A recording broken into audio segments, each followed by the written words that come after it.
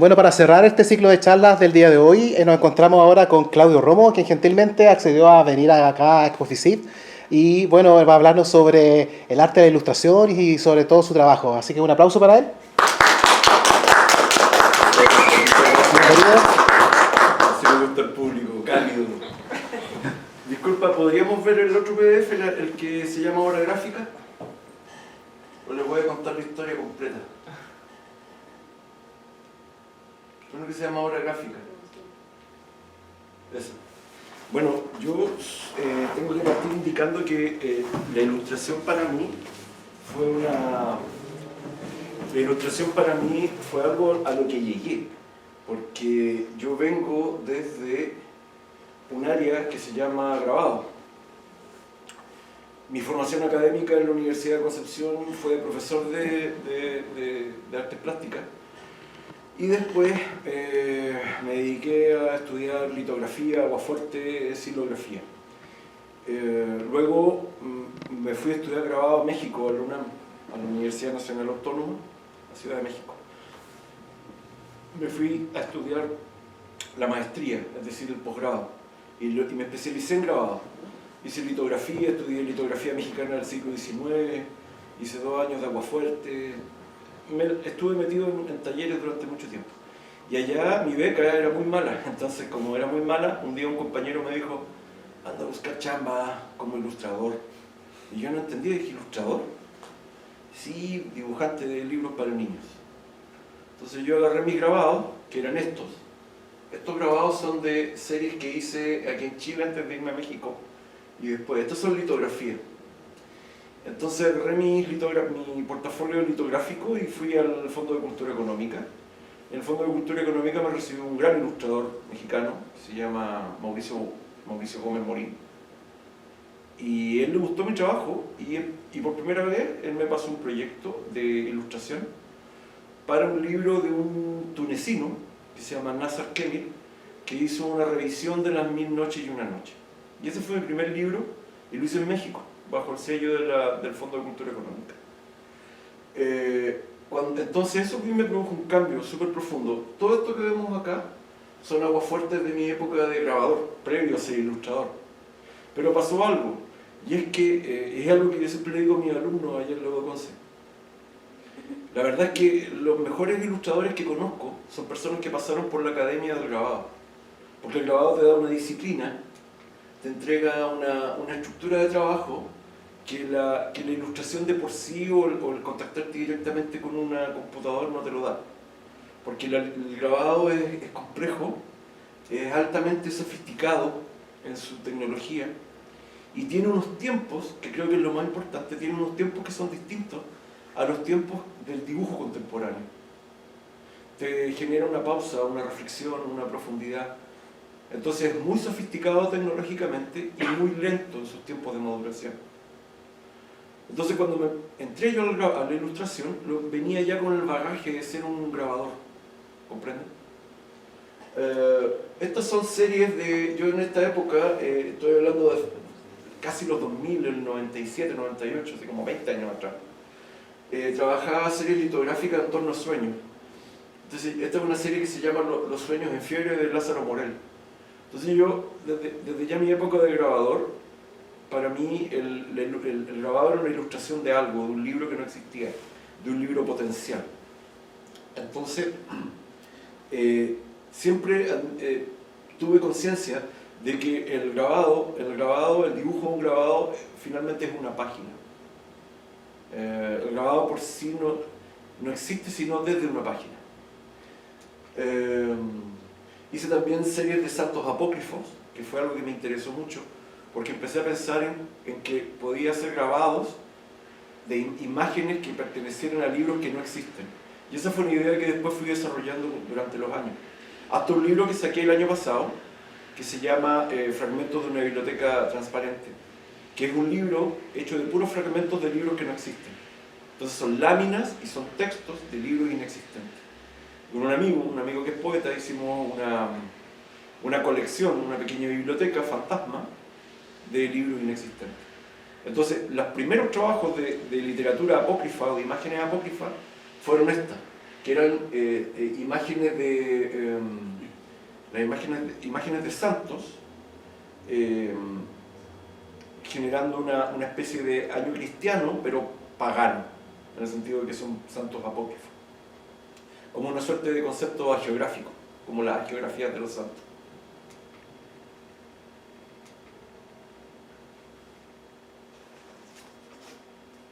Esta ya es la última serie de aguafuertes que hice en mi vida.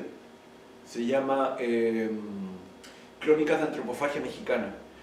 Lo que pasa es que ya en México pude ver los acervos, las grandes colecciones de grabado mexicano del siglo XVII y XVIII. Y el aguafuertismo mexicano es muy potente. O sea, todos creen que el grabado mexicano nace con Guadalupe Posada y eso no es verdad. O sea, el grabado mexicano, la litografía es del XVII y el aguafuerte es del siglo XVI. O sea, el grabado guadalupano data del siglo XVI. Y me llegaron a las manos grabados guadalupanos preciosos en torno a la Virgen de Guadalupe. Y me sentí encantado por la estructura del grabado guadalupano. Y en esta serie la hice basándome en las visiones del grabado de la Virgen de Guadalupe, pero con luchadores de lucha libre, haciendo una especie de visión pagana, torcida, neobarroca, del trabajo del grabado cristiano, del grabado católico mexicano. Estos son todos aguafuertes.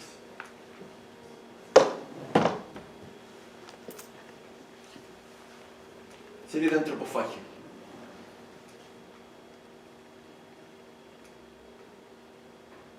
Entonces, hacía como una especie de relato geográfico, un relato de santos, con los portentos de los cuerpos de los santos, pero los cuerpos no eran de santos, sino que eran de luchadores.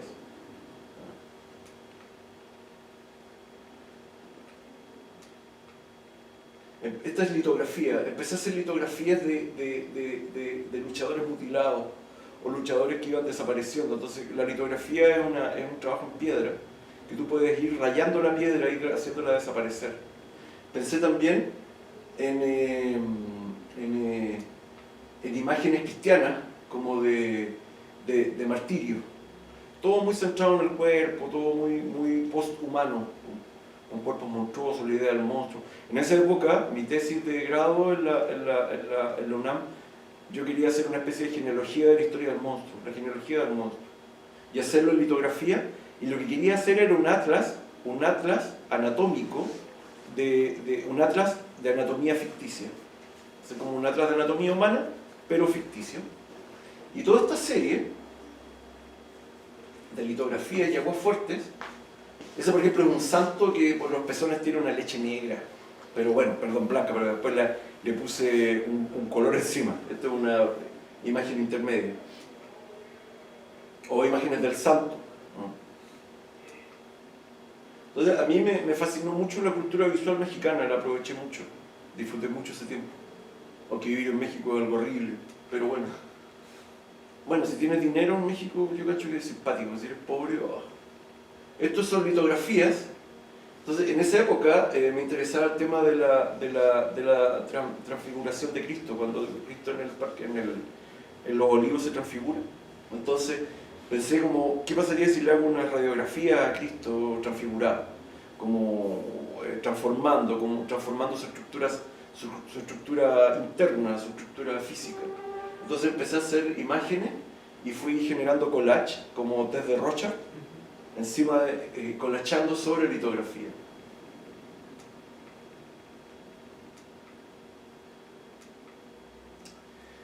Podríamos ver uno que se llama Nueva Carne, o creo que archivo recuperado, no sé.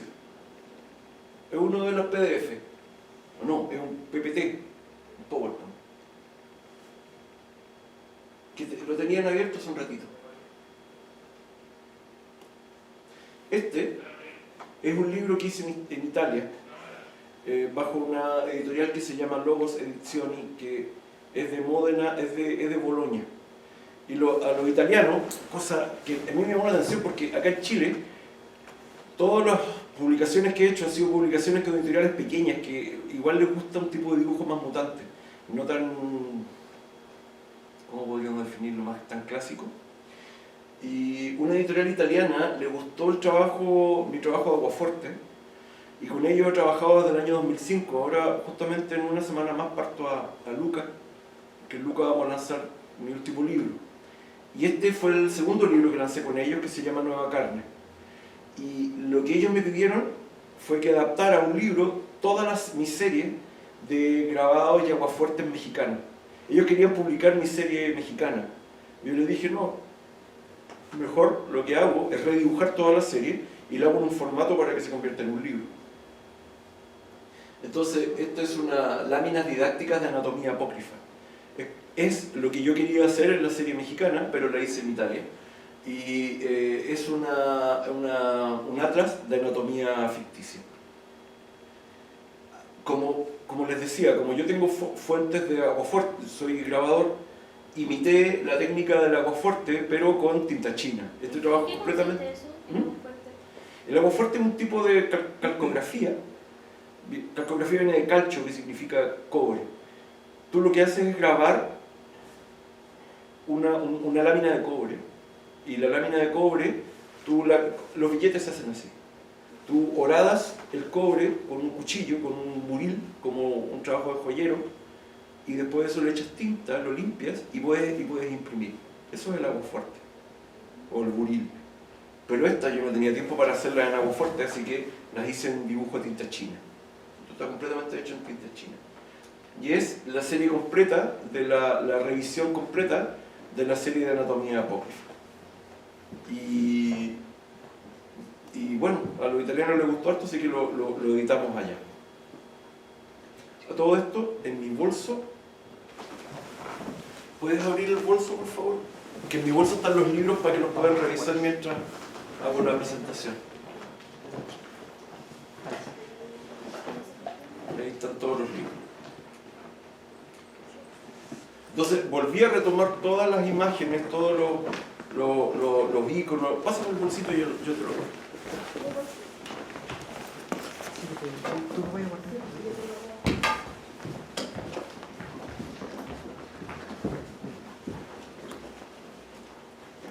Estos no están a la venta porque son los que me regala la editorial, pero igual se los traje para que lo vieran. Esa es la duda que tengo. Al final, ¿no tienen pensado editar los revelas para Chile?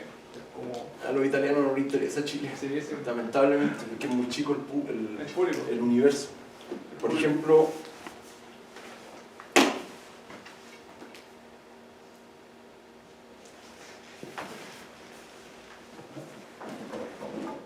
bueno, acá están los libros para que le echen una miradita. Los pueden ir revisando mientras yo hablo. Entonces, fui retomando toda esta línea de trabajo de literatura, como de imágenes de literatura de ciencia ficción, de anatomía apócrifa. En el fondo es un libro delirante porque no tiene ningún relato. Es como una colección, es como una especie de portafolio de grabado, pero en el formato libro. Estas páginas, por ejemplo, son páginas dobles, así, abiertas.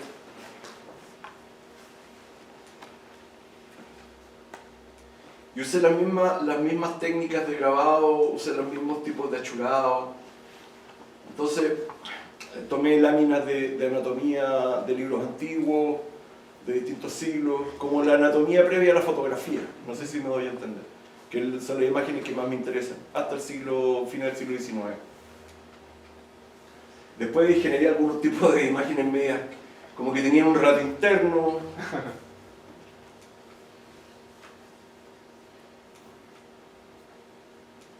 Y bueno, en Chile este tipo de libros no tiene mucho,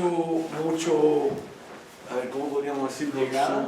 No tiene un nicho muy grande, pero en Italia les encanta.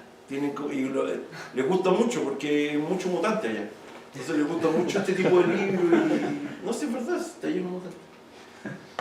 Entonces, no sé, es raro. Al final uno siempre como dibujante busca su nicho, ¿no? Busca el lugar donde encuentre gente que le gusta lo que hace. Disculpa, ¿y el italiano que me contactó, cómo llegó a tu trabajo? ¿Sabes qué? La editora, porque es una mujer, ella vino a Chile y fue a la Galería Plop, que era una galería en Santiago de ilustradores. Y yo te había puesto justamente un libro que está ahí que se llama Monstruos Mexicanos. Y ella vio ese libro y cachó que era de acá y se contactó y vamos, pum. Me invitaron para allá y fue súper bonito porque llegué a Bolonia y me invitaron a la Feria del Libro para que echara una miradita en la producción. Entonces ya después cuando yo me venía tuvimos una reunión y le dije, ¿qué es lo que quieren? ¿Qué quieren que dibuje? Y ellos me dijeron, tabula rasa. O sea, haz lo que queráis. ¿Cachai? Y ahí dibujé, bueno, este libro es el de la nueva carne. Y me gusta el concepto de nueva carne porque lo saqué de las teorías posthumanas y de las películas de Cronenberg, que a mí me encantan. Bueno, Cronenberg es mi archivo de referencia, como para que nos vayamos conociendo, es la literatura de ciencia ficción. Me gusta mucho la ciencia ficción de la nueva ola, Gigi Ballard, todo lo que tiene que ver con el posthumanismo, el cine de Cronenberg, el cine de David Lynch, la literatura de ciencia ficción polaca o británica, Gigi Ballard, Stanislaw Lem, o la ciencia ficción americana. Entonces, mis imágenes en el fondo se alimentan de todo eso. Podríamos ver uno que se llama Viaggio per il giardino. Es uno de colores que es un PPT. Es como un ojo que aparece en el centro con unas plantas a los lados.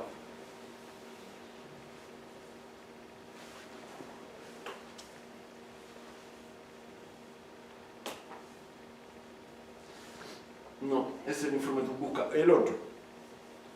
Este es un libro, un cómic de ciencia ficción que hice con un amigo. Que es como el tópico típico del meteorito que cae y trae una infección, tipo Lovecraft, pero en Chiloé. Bueno, los italianos cuando me dijeron haz lo que quieras, a mí desde que volví a Chile después de mi estudio en México, después de ver toda la cultura intensa de allá, se me ocurrió que el libro podía ser justamente una especie de contenedor de cultura, que lo es, pero a mí me gustaba la idea del museo. Entonces, estando allá en Italia, les dije que lo que quería hacer era un gabinete de curiosidades naturales. Entonces me dijeron, ya, perfecto. Y la idea del libro es un jardín, el jardín de una persona que se llama Aparicio Albino, y este jardín en el fondo es un museo. En ese jardín habitan objetos, habitan seres y habitan paisajes, porque la estructura clásica del gabinete de curiosidades naturales es Artificialia, que son objetos maravillosos, Naturalia, que son seres maravillosos, y Mirabilia, que significa lo maravilloso, pero yo lo puse como lugares maravillosos. Entonces, este libro se llama Viaggio nel fantasmagorico giardino de Aparicio Albino, que se traduce claramente como Viajes por el jardín de fantasmas de Aparicio Albino. Es un gabinete de curiosidades naturales ubicado en un jardín. Y Aparicio Albino empieza a describir que en su jardín existe una fuente de la juventud, empieza a hacer, y cada imagen es un micro relato. Creo que está ahí el libro, se lo presté recién, ese mismo, ahí está. Entonces cada imagen es un micro relato que va generando la estructura de este mini jardín. Entonces en este lugar es como una especie de utopía de un hombre que está cansado, en la idea del lugar donde llegan las invenciones de otro mundo, de otro tiempo, que estás cansado. Entonces pensé en una especie de monstruo mecánico, un genízaro, ¿no? Que ya cansado llega al jardín de Aparicio Albino y se convierte en una pajarera. Entonces me gustaba la imagen de que en el atardecer los pájaros habitaran en él como una especie de gran nido de una nación de pájaros y que él cantara los suras de la misericordia, ¿no? Esa es la idea. O una máquina que pudiese hacer que la gente se convirtiera en fantasma y que comunicara con el limbo, o una ginoide escribana, y así, o un arácnido mecánico que contuviera en su culo una ciudadela de liliputiense, todo tipo de, en el fondo todo lo que se me ocurriera, todo lo que había sacado desde mis lecturas, desde niño, y poder construir una especie de territorio, pero que a la vez fuese un gabinete, un lugar, una colección. Una máquina del tiempo. Naturalia, que son seres, por ejemplo, este era un insecto que se formaba por distintos seres e insectos y salía de distintos árboles. O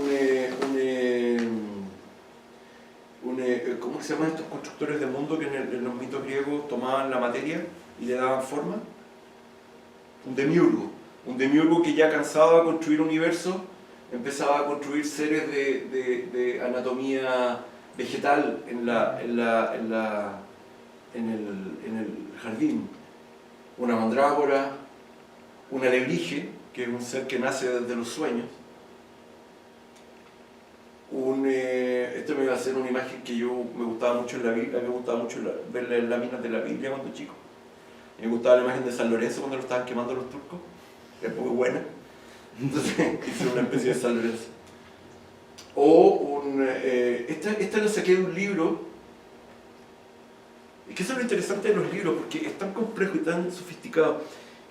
Tú puedes construir un libro de los libros que tú leíste. Y lo más seguro es que los libros que tú leíste fueron construidos de otros libros. Entonces hay una suerte de genealogía, una especie de línea áurea que te lleva a libros muy antiguos. Por ejemplo, esto lo saqué de Stanislaw Lem. No sé si han leído el libro Solaris. Es un escritor polaco. Y él habla de los mimoides, la simetriada. Habla de un planeta que contiene un océano. Y el océano es su único habitante. Pero es un océano con conciencia de sí mismo. Entonces cuando llegan los solaristas desde la Tierra, el océano lo que hace es generar réplicas de los seres muertos de los solaristas. Entonces suponte tú había un astronauta, un solarista, que de repente se le aparece a su señora y su señora había muerto. Y era que el océano hacía, para comunicarse con los terrestres, hacía dúplicas de seres muertos. Es como lo que pasa en Crónicas Marcianas de Asimov. Exacto, son temas que se repiten mucho en la ciencia ficción, que es la idea de cómo se puede generar un lenguaje. Es súper interesante, es clave en la ciencia ficción. Entonces la idea es que ese océano llegaba al jardín y el jardín empieza a aumentar. Entonces en el jardín hay océanos, en el jardín hay seres que viven bajo los océanos. Por ejemplo, lo saqué pensando que en el jardín de Aparicio Albino había un océano, y en ese océano les llamé algo así como ictiosicario, como pescado asesino, que les metían adentro los huevos de los tritones y ellos podían después desovar los tritones, o sea, una especie de simbiosis biológica que me daba la posibilidad de ir creando mundos biológicos ficticios también. Y en el jardín habían ya continentes con formas de titanes muy antiguos. En el jardín habían behemoths que contenían cordilleras. Entonces la idea era que el jardín se fuese ampliando, ¿no? En el jardín habían ciudades que vivían en el cielo, ¿no? En el jardín habían extraterrestres que viajaban y constituían mundos. En el jardín habían planetas, en el jardín habían galaxias, entonces se produce una aceleración. Y la idea era que el jardín en el fondo fuese la imaginación de Aparicio Albino. Que el personaje Aparicio Albino fuese el soporte somático y espiritual de un territorio en sí mismo. Entonces el libro termina así, termina como una especie de ampliación y aceleración para que el lector entienda que toda construcción es producto de la imaginación y del lenguaje. Y eso lo quería convertir en un libro para niños. Y eso hice. ¿Entiendes? Si tienen alguna pregunta respecto del libro o los libros que les voy mostrando, pueden, por favor, sin problema. Sí, sé que tiene influencia de Lovecraft, igual tu trabajo. Sí, me gusta mucho Lovecraft. Y no solo Lovecraft, sino que también toda la serie de autores, Blackwood, Howard, incluso autores contemporáneos que son hijos de esta gente, como Tomás Ligotti, son autores. Y también la literatura gótica o literatura romántica gótica, Maricelli, el doctor Polidori. Creo que fue un periodo virtuoso de la literatura. Pero mis fuentes literarias más potentes, los que yo más respeto y uso, son Borges, por ejemplo. Borges para mí fue fundamental en mi formación académica y yo diría que hasta formación espiritual. Creo que me abrió la cabeza en muchos sentidos. Y creo que mi trabajo no hace otra cosa que hablar de eso. Por ejemplo, el libro ese, el que está ahí, ese que es naranjito, el Fragmentos de una biblioteca transparente, esa idea de construir una biblioteca ficticia la saqué de un cuento de Borges, que se llama Tlön Uqbar Orbis Tertius. Se trata de un grupo de gente que construye una biblioteca fantasma y después construyen unos territorios y al final terminan construyendo un planeta. Entonces, como siempre me fascinó esa idea, la idea que también está en la Cábala, que es la idea de que en el verbo está la existencia verdadera, está la realidad, ¿no? Y que es como una especie de punto de partida para toda la ficción. Podríamos ver el que se llama Cronache. Y este es el último libro que les quiero mostrar, que es el libro que voy a sacar ahora. He sacado 6 libros. El Jardín de Aparicio el Vino, La Nueva Carne. Después reedité uno que se llama La Flora Imprudente, que fue el primer libro que hice en Chile, que es un libro de botánica imaginaria. Después un bestiario mexicano, que primero edité en México y después en Italia. Y ahora, este es el último libro que se llama, yo le puse Vera Crónica de los Mundos Subterráneos, pero a los italianos les gustó la idea de Vera porque Vera significa verdadera. Entonces ellos no querían, entonces le pusieron Crónica de los Mundos Subterráneos. Y es ¿esto cómo se sube? ¿Se sube así? ¿O así? Un PDF. Sí. ¿Puedo ir subiendo? ¿Con las flechitas del mismo pasaje? Ahí. Ah, excelente. Es la tecnología. ¿Podría achicarlo un poquitito para que se vea completa la lámina? Sí. Entonces, ¿qué es lo que quería hacer yo acá? Muy amable, gracias. Lo que quería armar, este es el PDF que me mandaron de la última, el Buen Atirar, para lanzarlo, así que lo traje porque no tengo. Está nuevo este libro que no he hecho todavía. No he hecho PDF de esto. La idea es que los mundos subterráneos es una idea muy antigua. Habría que checarlo un poquito. Hay toda una tradición de los mundos subterráneos, porque resulta que hay toda una cantidad de autores y toda una cantidad de tradiciones respecto de las tierras huecas. Y muchos autores lo han trabajado. Desde Rhys Burroughs, desde... por ejemplo, hay un autor que me gustó mucho que es un monje jesuita que se llama Athanasius Kirchner. Y Athanasius Kirchner escribe un libro en el 1700 que se llama Mundo Subterráneo, donde él plantea que existe el macrocosmos del universo, el microcosmos del cuerpo humano y el geocosmos, que es la estructura de la Tierra. Y él se negaba a creer que la Tierra era un trozo de tierra así amorfa. Él creía que por dentro la estructura de la Tierra era tan compleja como la estructura del cuerpo humano, o tan compleja como el fino equilibrio del cosmos. ¿Me entienden? Entonces él generó toda una teoría sobre una especie de sistemas como los sistemas de venas del ser humano, pero de fuego y agua, que se llaman los piro... no me acuerdo cómo se llaman, bueno, pero de agua, y él crea toda una especie de mapa del cuerpo de la Tierra. Por ejemplo, esto es uy, no puedo hacer que quede al centro. Bueno, háganse una idea. ¿Puede quedar al centro? ¿O no? Eso, por favor. Ahí está, uy, ahí está.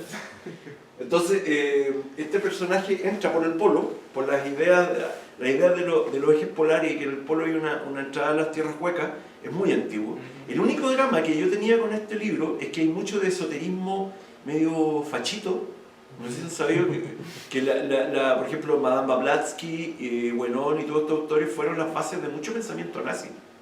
Entonces yo lo que quería era hacer un libro que tuviese toda esta hermética, todos estos rasgos de esoterismo, pero limpiándolo de todo ese tufillo hediondo, ¿no?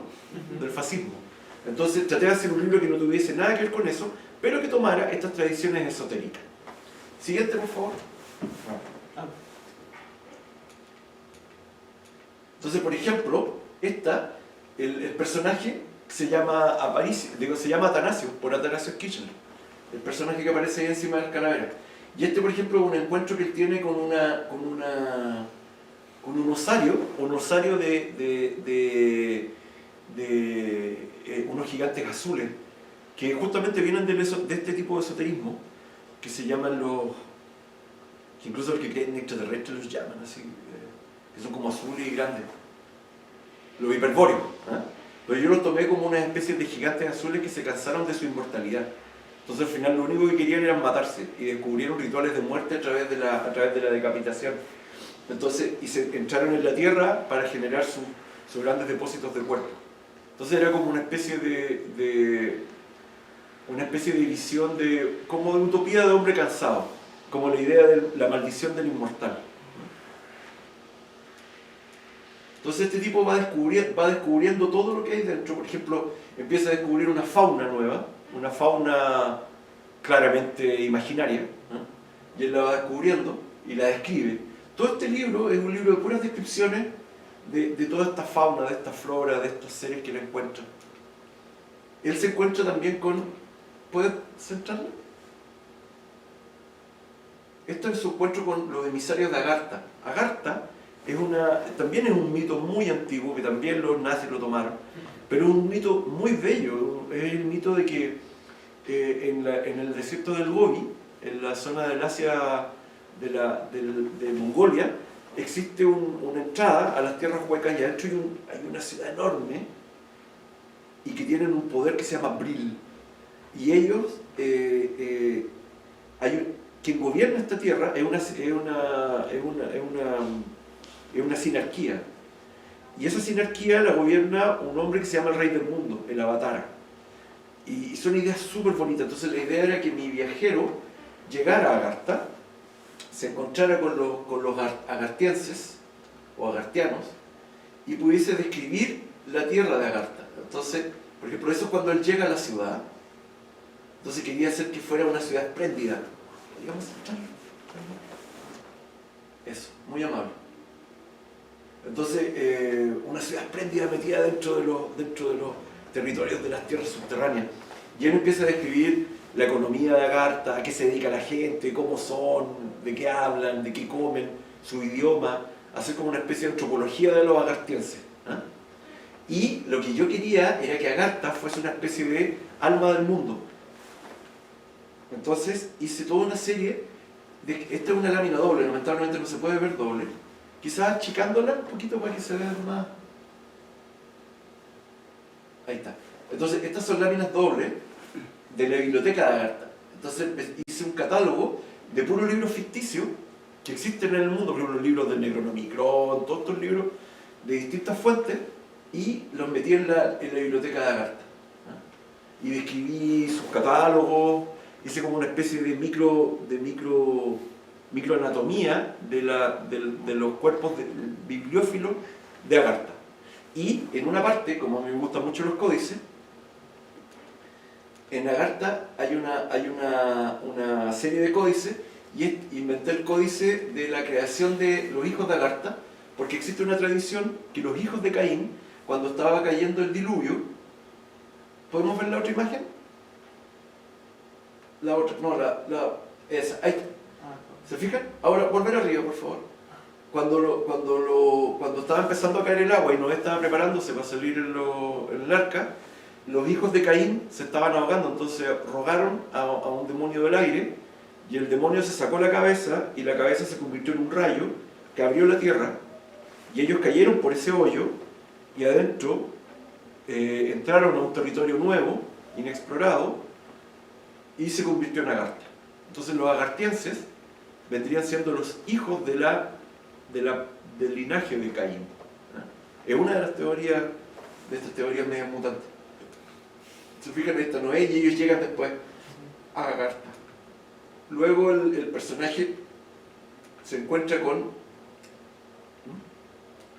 ¿No se puede ver? Está cargando.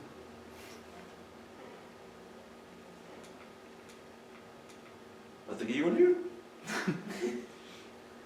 ¿Será porque es muy grande? Oh, qué mal. Bueno, después llega, se lo cuento por teoría de imaginación. Después llega y se encuentra con el rey del mundo. Y eso es alucinante porque el rey del mundo le pone un apellido.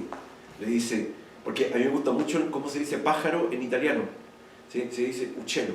Entonces Atanasio, el Atanasio iba a ser un alma peregrina. Entonces el rey del mundo lo abraza y le dice, ya desde hoy tú te llamarás Atanasio Pajarito. Porque en italiano es Atanasio Uccellino. Entonces él iba a ser una especie de alma que iba a llegar, y ahí el rey del mundo le dice, y tú llegarás al centro de la tierra, porque en el centro de la tierra te vas a encontrar con tu espíritu. Y bueno, la imagen no está. Pero bueno, la idea es que el tipo llega a una tierra interna, que se llama Hécate, por la diosa Hécate, y en la tierra interna se encuentra con las ciudades de Lovecraft, con las ciudades de los primordiales, del libro ¿Hiperborea? No, las ciudades de los primordiales que aparecen en las montañas de la locura. Ah, ya. ¿Se acuerdan ese del Ártico? Del Antártico? Ah, en la meseta de Ley. Sí, exacto, y que están los Turjú con los primordiales y unos pingüinos gigantes ciegos. Sí, los albinos. Muy bueno, muy bueno. Bueno, la cosa es que él se encuentra con eso, y él habla con los primordiales le dicen que ellos son una raza extinta. Él se mete en la ciudad de los primordiales, que estaba bellísimamente dibujada, pero no lo van a poder ver. Y después entra y se encuentra con los chobots, ¿se acuerdan de esos gigantes como de mermelada gigantes? Y él se encuentra con los chobots y huye, y después entra a las tierras, se mete en un océano interno. En el océano interno es acompañado como por unos cetáceos fantasmas, y llega a la tierra interna. Y en la tierra interna es súper bonito porque dice como un sol interior, que los fachos dicen que es un sol negro, los nazis dicen eso, pero yo lo quise hacer como un sol violeta. Y él entra al sol, y el sol se abre como una flor, y empieza a acelerar, así como 2001 Odisea en el espacio, así. Y cacha que el sol empieza a abrirse, y en realidad el sol son una serie de galaxias, y en el fondo es la idea de que en cada superficie la vida existe. Esa es la idea, ¿cachai? De que nada carece de vida y todo florece. Esa es la idea que quería meter dentro. Porque la frase que inaugura el libro, la primera frase es una frase de Lucrecio, que es un escritor romano. Y me gustó mucho porque Lucrecio justamente dice eso. Estamos hablando de como 500 años antes de Cristo. Y Lucrecio decía algo así como: y ten bien en claro que la Tierra en su interior está llena de estructuras, está llena de espacios, está llena de órganos, porque la vida en cada superficie puede surgir. ¿Sí? Entonces, bueno, me hubiese gustado que lo viéramos completa, pero después por los medios sociales están todas las imágenes. Mira, esa es la imagen que viene después, porque encontró también Uccellino, encontró un códice que es el códice de los saurios. ¿Cómo se llaman estos? Los lagartianos. ¿Cómo se llaman las teorías de estos de qué? ¿Ah? Los reptilianos. Entonces, hay todo también una tradición de las teorías reptilianas que nacen del siglo XVIII, de la literatura del siglo XVIII. Entonces hizo unos códices como las grandes batallas entre los hombres reptilianos y los agartianos. Entonces escribí batallas, bueno, ustedes saben que la literatura da para todo. Entonces hice esos códices, hice el otro códice, el de Noé. Después conversa, este es el rey del mundo. Lo quise hacer como un anciano, porque la teoría es que él es Caín. Él es Caín, un inmortal, ¿no? Y usa esa máscara porque claramente debe ser una especie de momia viviente, pero él plantea que su belleza no es comprensible para nosotros, ¿cachai? ¿Ah? Como la idea esta de la historia universal de la infamia, un cuento que se llama Hakim el Tintorero, que trata de un tintorero que un día genera una jihad y le llaman el velado porque se vela la cara. Y él tiene un imperio gigante, es precioso ese libro. Y un día su propio general lo traicionan y lo matan. Y sacan el velo, y en el fondo el tipo tenía lepra. ¿Me entienden? Por eso se velaba, porque tenía lepra. Entonces cuando los tipos dicen, chuta, tenés lepra, el tintorero dice, lo que pasa es que sus ojos no pueden ver el esplendor de mi belleza. Entonces la misma idea, la idea del enmascarado, del velado. Y después, ahí entra a la tierra interna. Esta es la muchas gracias. El interior esta es la parte interior de la tierra y esa se llama Hécate, la tierra interior. Sigamos, hacia arriba, ¿se fijan? Y ahí, él vuela en un pajarito que es como una especie de insecto biomecánico, ¿no? Siguiente, por favor. No, yo sigo. Y aquí es cuando llega ahí está. Ahí es cuando llega a la superficie de Hécate y se encuentra a la ciudad de los primigenios y este primigenio le habla. Y ahí es cuando se encuentra con el Shoggoth. ¿Se fijan que son como seres mutantes así? Me imaginaba como una especie de jalea gigante. Y bueno, ahí encuentra otras cosas más. Y eso es muy bonito porque empiezo a describir el interior de Hécate como una especie de organismo, como si entráramos en el cuerpo de un ser orgánico. Y dentro de sus oquedades viven otros seres despojados de cuerpo, pero construyen un exoesqueleto metálico y viven como si fuera un mecanismo plural que va caminando, como una especie de ciudad que camina. ¿Se fijan? Me hubiese gustado que lo pudieran ver entero, pero en Facebook y en Instagram están todas estas imágenes. Yo me acuerdo de una idea que tú tuviste hace años de hacer una especie como de foro de internet, es que eran básicamente gigantes, pero los gigantes eran ciudades. Sí, exacto, sí, eso se llamaba topotesia. Pero estamos hablando hace cuánto. Sí, lo que pasa es que una vez un amigo, ingeniero, me dijo, oye, weón, yo soy de forestal y hay un motor para hacer predicción de cómo crecen los pinos. Entonces tú podías hacer como una especie de territorio para que crecieran pinos. Entonces le dije, oye, si hacemos un golem gigante, ¿cachai? Y que por dentro los órganos fuesen territorio. Pues esta misma idea, ¿cachai? Claro, no teníamos tecnología, nos faltó. Pero tenías así unas imágenes como boceteadas.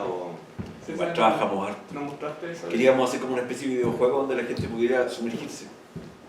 Sí. Bueno, y después entra en este océano interno. Sigue en el océano, después lo llevan a una especie de ballenitas fantasmales, y ahí entra de nuevo en Hécate y llega a las tierras internas.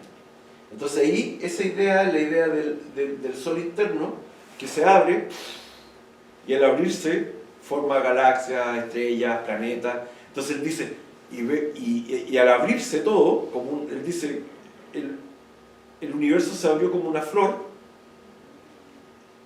¿Se fijan? Ahí él pasa ahí, está como entrando. Y después la última imagen es esta imagen, que es la imagen de él. ¿Se fijan? Como mirando este florecer. Entonces él describe, dice, y veo universos enteros, es como la teoría del multiverso. Y veo galaxias, y veo planetas, y veo hoyos negros, y veo soles, y veo planetas, y cada planeta, dentro de cada planeta existe otro universo. Entonces, como la idea del loop, ¿me entienden? Que es algo que me gusta mucho, sobre todo para la literatura infantil, para que los niños lo lean. Discúlpenme. Bárbara. Estoy ocupado. Estoy dando una conferencia. Chao. Sí. Y ese es el último libro que acabo de hacer. No sé, preguntas, diálogo, reflexión. Muy bonito. Yo estoy un poco para cagar con todo esto porque yo, no sé, a mí me gusta dibujar, pero el tipo de dibujo que hago yo es súper clásico, entonces a mí jamás en la vida se me habría ocurrido hacer algo de esta categoría, así como que lo veo y es como que me abruma. ¿Cómo qué, en qué, lo ven sueños? ¿Cómo se le ocurre que eso? No, leo. Es que aquí entre nosotros, así igual el público poco puedo decirlo, soy ñoño. A mí me gusta la lectura. Leo desde que era chico. Me gusta mucho la ciencia ficción. Me gusta el cine. Yo creo que en el fondo es poco lo que uno crea. Y eso es algo que siempre trato de enseñar. Poco viene de uno. La mayoría de las ideas son ideas que uno mejora de otros. Yo creo que la mayoría de los autores, a menos que sean genios, pero eso yo nunca he conocido un genio, la mayoría de las personas que hacen arte, o hacen libros, o hacen películas, o lo que sea, son personas con una cultura más bien alta. ¿Me entiendes? Que gustan de conocer, de comprender. Y eso les ayuda, porque te da... Humberto Eco plantea mirar, cuando Humberto Eco lo dice como mirar desde los hombros de otro. Es como subirte en los hombros de otro y poder mirar planicies, ¿cachai? Yo creo que es difícil crear desde uno mismo. También es bueno tener una buena relación con los sueños, por ejemplo. Soñar y escuchar tus sueños es súper bueno, te enriquece. A mí yo lo hago permanentemente. Pero sobre todo cultivarte, leer autores que te interesen. Eso para mí es, así es como lo hago. No... Y de repente llegan ideas solas, ¿eh? Puede ser que te lleguen. Darse el tiempo. Es como un trabajo de tejido, un trabajo lento. No hay que hacer mucha fuerza. Hay que estar permanentemente trabajando, ¿me entiendes? Cuando estás haciendo una ilustración, estás pensando en lo que, bueno, una ilustración se supone que tiene que describir algo, ¿cierto? ¿Pero estás pensando el texto que vas a decir o lo escribes antes? Sí, buena pregunta esa. Yo siempre he trabajado desde el dibujo. ¿Podríamos ver el de la flor imprudente? Por favor. Siempre yo he trabajado el dibujo porque soy dibujante, entonces como yo no soy escritor, yo lo que hago es dibujar. Y toda imagen es un código abierto. Lo que voy dibujando, voy concibiéndolo y el dibujo después lo cierro con texto. Me resulta extremadamente difícil escribir para luego dibujar. Todos los libros que tú has visto hasta ahora, los he dibujado y después los he escrito. Y eso tiene cosas buenas, pero también tiene limitaciones. Por ejemplo, el hacer eso de solamente... este es un libro que también edita allá, se llama el libro de la flor imprudente. Hacer eso de escribir desde el dibujo te inhibe de generar tramas más complejas. Entonces, la mayoría del tiempo, tus libros se convierten en libros catálogos, como catálogos de maravilla. ¿Comprendes? Entonces, ese es el problema, es un riesgo. Yo ahora estoy tratando justamente de cambiar ese procedimiento. Partir desde un guión para después dibujar. Porque mis libros son súper planos. No hay... Es como una especie de dejarse llevarlo. ¿Cachai? Es como, mira esto otro, mira esto otro, mira esto otro. Pero no hay como una oposición de fuerza, ¿cachai? No hay una historia muy compleja. Entonces, eso tiene sus cosas buenas y sus cosas malas.